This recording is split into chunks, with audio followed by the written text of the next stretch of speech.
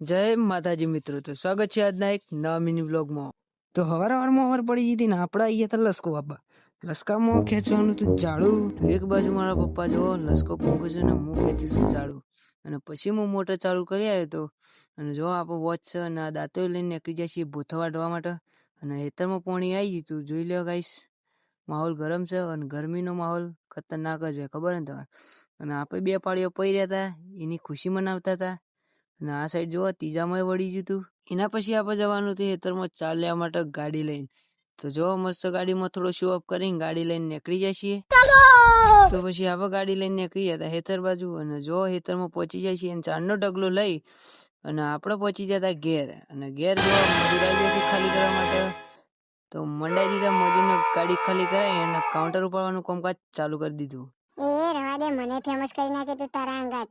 अपनों ने लूटा गहरों में कहाँ दम था यार. ડોગેશભાઈ ની વાત સાંભળીને આપણે અહીંયા હતા પાછા ખેતરમાં. અને જો અડધું ખેતર પી દીધું, બાકી ફૂલ ગરમી બાકાજી કી બોલાવે છે. અને જો આપણે પહોંચી ગયા હતા ખેતરમાં, પાવર પડી દીધું કમ્પ્લીટ.